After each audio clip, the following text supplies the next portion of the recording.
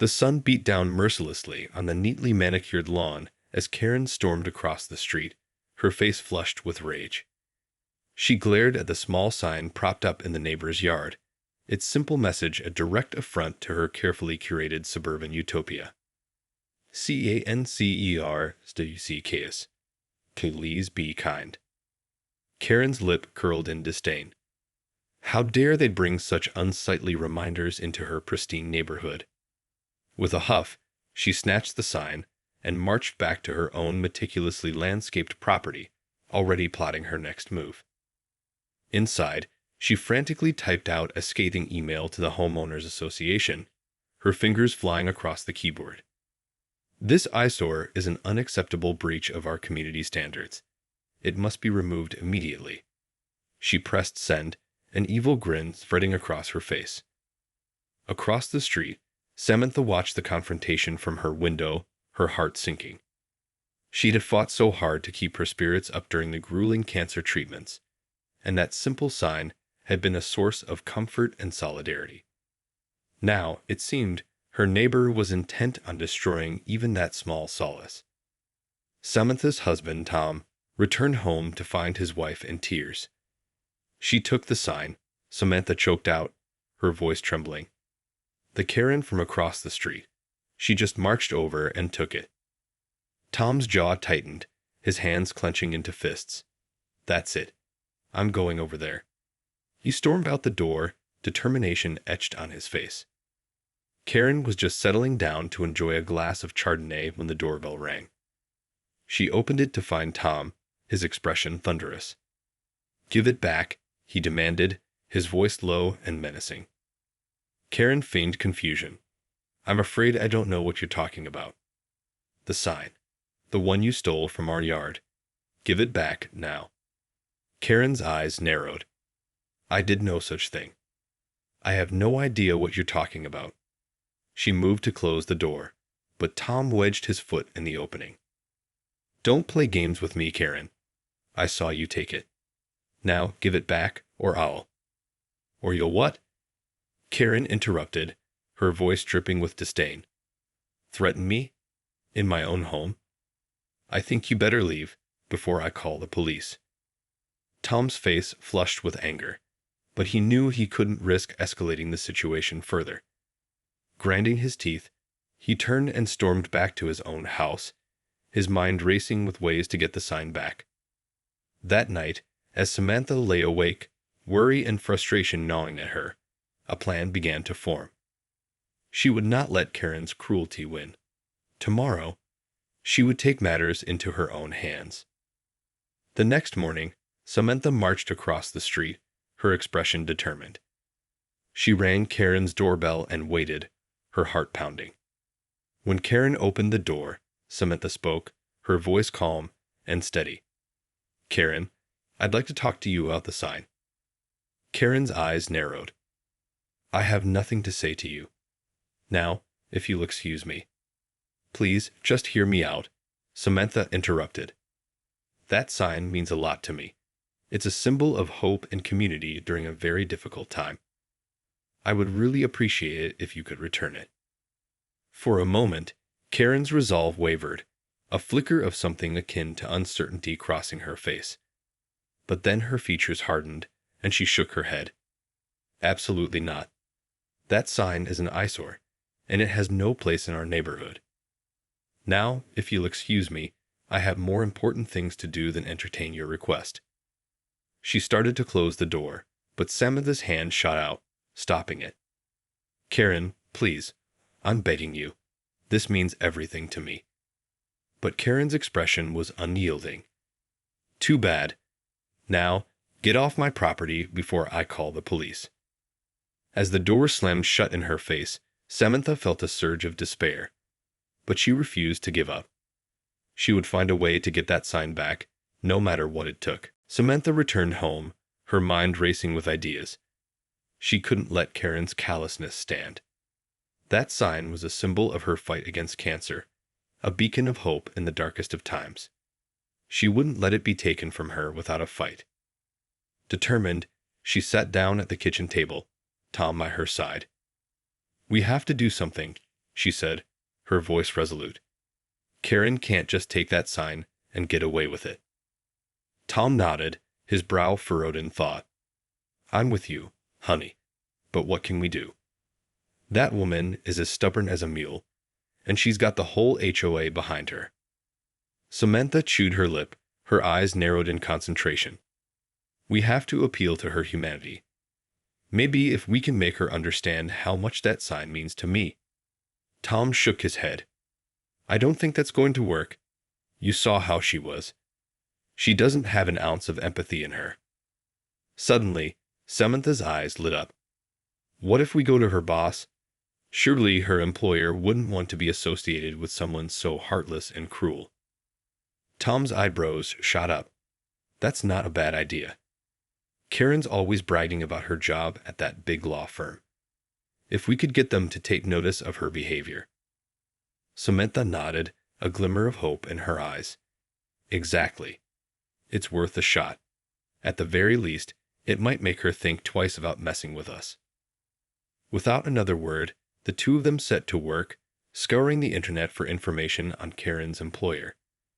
It didn't take long before they had the contact details for the firm's HR department. Samantha took a deep breath and picked up the phone. Hello, my name is Samantha, and I need to report an incident involving one of your employees.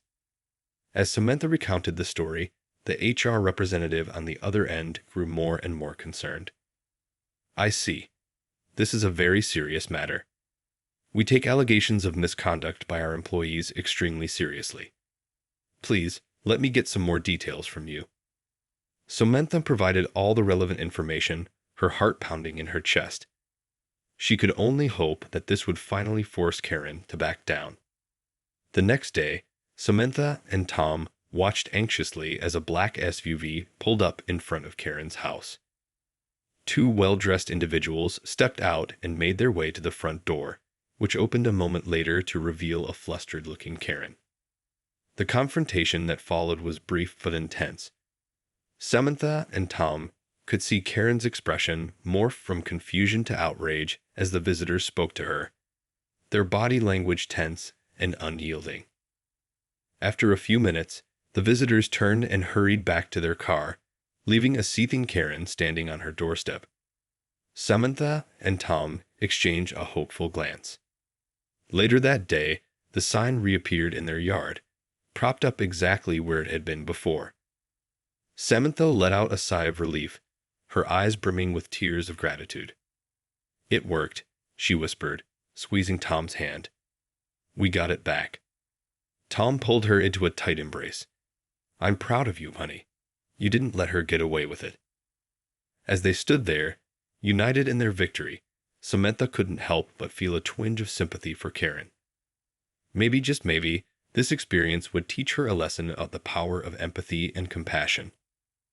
But for now, all that mattered was that the sign was back where it belonged, a symbol of Samantha's resilience and the strength of their community. The next morning, Samantha woke up with a renewed sense of determination. She had won the first round against Karen, but she knew the war was far from over. Determined to protect her sign and stand up for her values, she decided to take the fight directly to the HOA. Samantha made her way to the community center, her heart pounding with nervous energy. As she approached the doors, she spotted Karen, her face set in a tight, unpleasant expression. Samantha braced herself for a confrontation, but to her surprise, Karen simply averted her gaze and hurried inside. Undeterred, Samantha followed, her steps quickening as she made her way to the HOA office. She took a deep breath and knocked on the door, her hands trembling slightly. The door swung open, and Samantha found herself face to face with the HOA president, a stern-looking woman named Mrs. Wilkins. "Can I help you, dear?" Mrs. Wilkins asked, her voice dripping with forced politeness. "Yes, actually," Samantha replied, straightening her shoulders. "I'm here to appeal the recent decision to remove my lawn sign. I believe it's an important symbol of hope and community, and I have no intention of taking it down." Mrs. Wilkins' expression hardened. "I'm afraid that's not possible, dear. The sign violates our community standards, and we've already received multiple complaints about it. It needs to go." Samantha's eyes narrowed. "But that's not fair. The sign is a source of comfort for me during a very difficult time. Surely you can make an exception." Mrs. Wilkins shook her head, her lips pursed in disapproval. "I'm sorry, but the rules are the rules. We can't just make exceptions whenever someone feels like it. If you don't remove the sign, we'll have no choice but to take further action." Samantha's heart sank, but she refused to back down. "What kind of further action are you talking about?" she asked, her voice trembling with barely contained anger.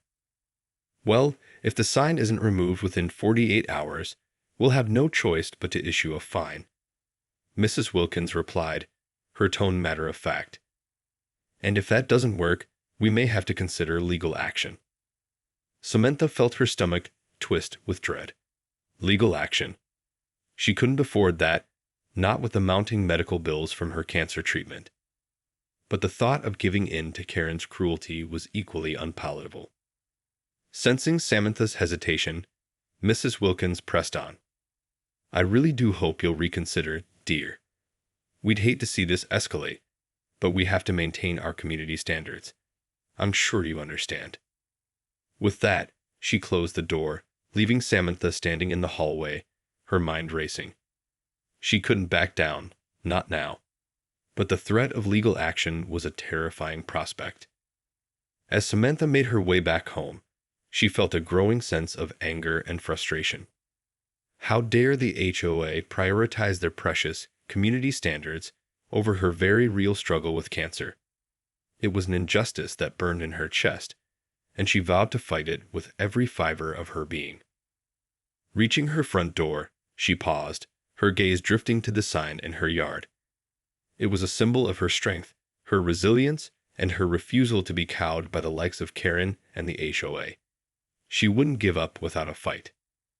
Steeling her resolve, Samantha stepped inside, already formulating her next move. Samantha paced back and forth in her living room, her mind racing with possibilities. The HOA's threat of legal action hung over her like a dark cloud, but she refused to let it crush her spirit. As she contemplated her next move, Tom returned home, his brow furrowed with concern. "Honey, what happened? I saw you come back from the HOA office looking upset." Samantha quickly recounted the confrontation with Mrs. Wilkins, her voice tinged with frustration. "They're giving me 48 hours to take down the sign, Tom. And if I don't, they're going to fine me and possibly take legal action." Tom's eyes widened in alarm. "Legal action? But that's crazy. You're the one who's been wronged here, not the other way around." Samantha nodded, her expression grim. "I know. But they have the power of the HOA behind them, and we both know how ruthless they can be." Tom reached out and pulled Samantha into a comforting embrace. "We can't let them bully you like this. There has to be something we can do." Samantha sighed heavily.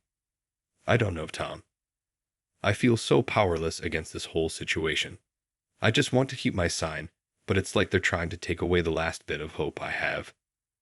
Suddenly, a spark of inspiration flashed in Samantha's eyes. "Wait a minute, that's it," she exclaimed, pulling away from Tom's embrace. "What's it?" Tom asked, his brows knitted in confusion. "Hope," Samantha replied, a determined glint in her gaze. "If they want to take away my sign, then I'll show them how much it means to the community." Tom's eyes widened in realization. "You're not thinking of—" Samantha nodded, a wry smile tugging at the corners of her lips. "Exactly. I'm going to rally the neighborhood." The next day, Samantha went door to door, her message of hope and solidarity spreading like wildfire. Neighbors who had previously been strangers came together, united in their support for Samantha and her fight against the HOA's callousness. Soon, the neighborhood was a flurry of activity, with signs and banners popping up in every yard. The message was clear. Cancer sucks. We stand with Samantha. As the 48-hour deadline approached, Samantha and Tom watched with bated breath as the HOA president, Mrs. Wilkins, approached their home, her face a mask of barely contained fury. "What is the meaning of this?" she demanded, her gaze sweeping over the sea of supportive signs. Samantha stepped forward, her chin held high. "This is the meaning of community, Mrs. Wilkins. These are my neighbors, and they stand with me in my fight against cancer.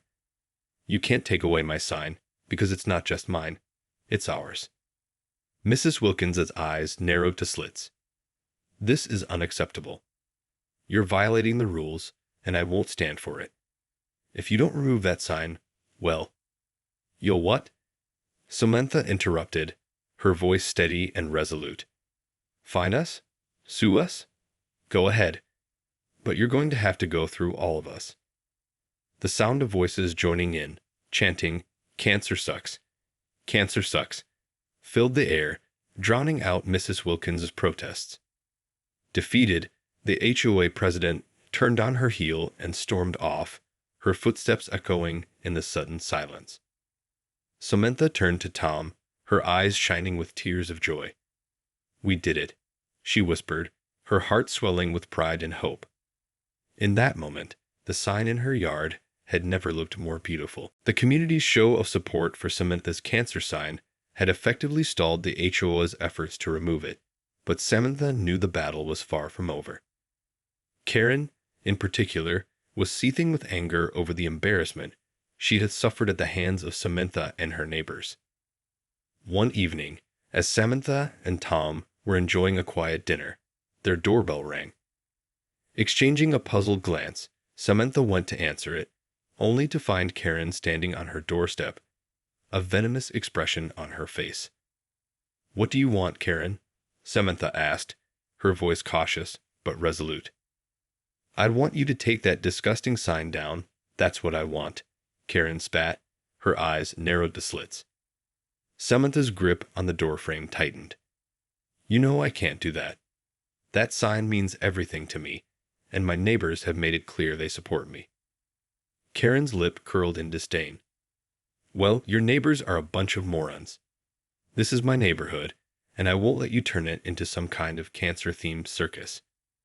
Samantha felt a surge of anger, but she forced herself to remain calm. "Karen, this isn't about you or your precious neighborhood. It's about my fight against a terrible disease and the support of a community that cares." "Cares?" Karen scoffed. "Don't make me laugh. They're all just a bunch of pathetic do-gooders who can't mind their own business. And you're the worst of them all, parading your disease around like some kind of attention-seeking drama queen." Samantha's eyes widened in shock, and she felt a lump rise in her throat. "How dare you?" she whispered, her voice trembling with emotion. "This has nothing to do with attention-seeking. I'm fighting for my life, and that sign is a symbol of my strength and resilience." Karen's expression remained unmoved. "Well, your strength and resilience are an eyesore, and I won't stand for it. If you don't take that sign down, I'll make sure you regret it." Before Samantha could respond, Karen turned and stormed off, leaving her standing in the doorway, her heart pounding with a mixture of fear and outrage. Trembling, Samantha closed the door and turned to Tom, who had witnessed the entire exchange. "She threatened me, Tom," she said, her voice barely above a whisper. "I don't know what she's planning, but I'm scared." Tom pulled her into a tight embrace, his jaw clenched with anger. "Don't worry, honey. We're not going to let her win. I'll call the police and report her threats. And we'll make sure the neighbors know what's going on, too." Samantha nodded, feeling a glimmer of hope in the face of Tom's unwavering support. "Okay. I just hope it's enough to stop her." Over the next few days, the neighborhood kept a watchful eye on Samantha's home, ready to mobilize at the first sign of trouble. Tom had indeed called the police, who had made it clear to Karen that any further harassment or threats would be met with serious consequences. But Karen was not one to be easily deterred. She bided her time, waiting for the perfect opportunity to strike. The days passed in a tense, uneasy calm as Samantha and her neighbors maintained their vigilance, waiting for any sign of trouble from Karen. Tom, ever the protector, had installed additional security cameras around their home, and the neighbors had agreed to keep a close eye on the house whenever they could. But Karen was nothing if not relentless. She had been stewing in her anger, plotting her next move, and finally, she struck when Samantha and Tom were both at work. The sound of shattering glass pierced the quiet afternoon air, and Samantha's neighbor, Mrs. Johnson, rushed to her window, her heart pounding. There, in Samantha's yard, she watched in horror as Karen methodically tore down the cancer awareness sign, her face twisted in a malicious grin. Mrs. Johnson wasted no time, immediately calling the police and rallying the other neighbors. Within minutes, a small crowd had gathered, their faces etched with outrage. When the police arrived, Karen was still there, defiantly standing in the middle of the yard, the sign in her hands. The officers approached her cautiously, their voices firm and commanding. "Ma'am, drop the sign and put your hands where we can see them." Karen's eyes narrowed, but she reluctantly complied, tossing the sign to the ground with a huff. "What's the meaning of this?" one of the officers demanded, his gaze unwavering.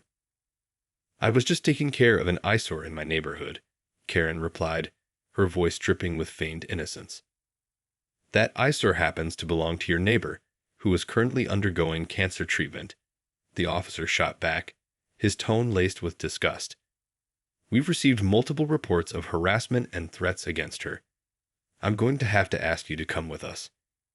Karen's face paled, and she opened her mouth to protest, but the officer cut her off. "Save it. You're under arrest for vandalism and harassment. If you resist, we'll add resisting arrest to the charges." As the officers led a fuming Karen away, the neighbors gathered around the damaged sign, their expressions a mix of sorrow and determination. Mrs. Johnson, her eyes filled with tears, gently picked up the pieces, her fingers trembling. "Don't worry, dear," she said, turning to Samantha, who had just arrived home, her face a mask of horror. "We'll fix this, I promise." Samantha nodded, her throat tight with emotion. "Thank you, all of you," she said, her voice barely above a whisper. "I don't know what I'd do without your support." The neighbors quickly got to work, carefully reassembling the sign and reinforcing it with sturdier materials. Within an hour, it stood proudly in Samantha's yard, a testament to the community's unwavering commitment to her. As Samantha gazed at the sign, a wave of gratitude and relief washed over her. Karen's hateful actions had only served to strengthen the bonds of the neighborhood, and Samantha knew that she would never be alone in this fight. That evening, as Samantha and Tom sat together, the sign shining in the moonlight, they knew that the battle was far from over. But with the unwavering support of their community, they were ready to face whatever challenges lay ahead. The news of Karen's arrest and the community's swift response to defend Samantha's cancer sign quickly spread, drawing the attention of local media outlets. Within days, Samantha found herself at the center of a growing spotlight, her story of resilience and the power of community resonating with people well beyond the confines of her neighborhood. As reporters clamored for interviews and neighbors continued to rally around her, Samantha found herself grappling with mixed emotions. On one hand, she was deeply grateful for the outpouring of support and the opportunity to share her message of hope. But on the other, she couldn't help but feel a sense of unease about the growing public exposure. "I just want to focus on my treatment and getting better," Samantha confided to Tom one evening, her brow furrowed with worry. "All this attention, it's a lot to handle, especially right now." Tom pulled her into a reassuring embrace, his expression understanding. "I know, honey, but this is bigger than us now. Your story has inspired so many people, and they need to hear it. You're giving hope to others who are fighting the same battle." Samantha sighed, her fingers tracing the outline of the sign in her yard. I know. It's just, I feel like I'm on display, like my private struggle is now public property." "I get it," Tom said, his voice soft. "But maybe that's not such a bad thing. Maybe it can help change the way people think about cancer and the way they treat those who are suffering." Samantha considered his words, a flicker of hope igniting in her chest. You're right. Maybe this is an opportunity to make a real difference, to break down the stigma and the isolation that so many of us face. With a renewed sense of purpose, Samantha agreed to participate in a series of interviews, using the platform to share her story and advocate for greater support and understanding for cancer patients. The response was overwhelming. Strangers from all walks of life reached out to express their admiration and gratitude, sharing their own experiences with illness and loss.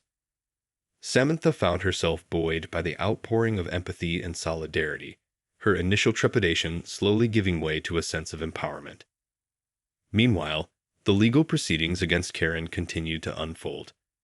The vandalism and harassment charges had been compounded by additional offenses, and it became clear that she was facing significant consequences for her actions. As the trial date drew near, Samantha grappled with a complex mix of emotions. Part of her wanted to see Karen pay for the harm she had caused, but another part of her yearned for a deeper understanding, a desire to know what had driven her neighbor to such cruelty in the first place. Ultimately, Samantha decided to attend the trial, not as a passive observer, but as an active participant. She wanted to confront Karen, to look her in the eye and demand an explanation, and perhaps, just perhaps, find a path towards reconciliation. As she sat in the courtroom, her heart pounding, Samantha knew that this moment would be a turning point, not just for her own journey, but for the community that had rallied around her. The outcome, whatever it may be, would shape the legacy of her cancer sign, a symbol that had come to represent the power of hope, resilience, and the transformative nature of human connection. The courtroom was a charged, solemn space as Samantha took her seat, her eyes fixed on the defendant's table where Karen sat, her expression a mix of defiance and barely contained anxiety. As the proceedings began, Samantha listened intently, her heart pounding with a mixture of trepidation and determination. The prosecutor laid out the case against Karen, detailing the evidence of her harassment, threats, and ultimately, the vandalism of Samantha's cherished cancer sign. The weight of the charges seemed to settle heavily on Karen's shoulders, and Samantha couldn't help but feel a twinge of sympathy. Underneath the veneer of cruelty, there was a tangible sense of shame and remorse. When it came time for Karen to take the stand, Samantha steeled herself, prepared to face her nemesis head-on. But as Karen began to speak, her voice trembling, Samantha was caught off guard by the raw emotion that poured forth. I'm sorry, Karen choked out, her eyes glistening with tears. I'm so sorry for what I did. I was so angry, and I couldn't see past my own selfishness. Samantha blinked, momentarily taken aback by the unexpected vulnerability. Why, Karen? She asked, her voice soft, but unwavering. Why did you do it? Karen's gaze fell to her hands, her fingers fidgeting nervously. I was jealous, I guess. I saw your sign, and it just made me so angry. I couldn't stand the thought of you getting all this attention and support, when I felt like my own life was falling apart. Samantha's brow furrowed in confusion. What do you mean? What was happening in your life? Karen took a deep, shaky breath. My husband lost his job a few months ago, and we've been struggling to make ends meet. I was so worried about losing our house, our lifestyle, everything that I thought defined me. And then I saw your sign, this symbol of hope and community, and I snapped. Samantha felt a pang of empathy, her anger momentarily tempered by the realization that Karen's actions had been driven by her own deep-seated fears and insecurities. I'm sorry, Karen, Samantha said, her voice tinged with compassion. I can't even imagine how difficult that must have been for you. But that doesn't excuse what you did. You threatened me, you vandalized my property, and you tried to take away something that was a source of strength and comfort to me during a terribly challenging time. Karen nodded, her shoulders sagging. I know, and I'm so sorry. I was wrong, and I've been filled with regret ever since. I hope you can find it in your heart to forgive me. Samantha hesitated, her gaze shifting to the sign in her yard, a symbol of her resilience and the unwavering support of her community. She knew that the path forward would not be an easy one. But in that moment, she felt a spark of understanding, a glimmer of hope that perhaps Karen's heart could be softened, that she could learn from this experience and become a better person. "I'm not there yet, Karen," Samantha said softly. "But I'm willing to try, if you are." Karen's eyes widened, a flicker of surprise and gratitude crossing her features. I am. I really am." As the judge pronounced Karen's sentence, Samantha knew that the road ahead would be long and difficult. But with the unwavering support of her community and a newfound sense of purpose, she was ready to face whatever challenges lay in store. The cancer sign in her yard stood tall, a testament to the power of hope, resilience, and the transformative potential of human connection.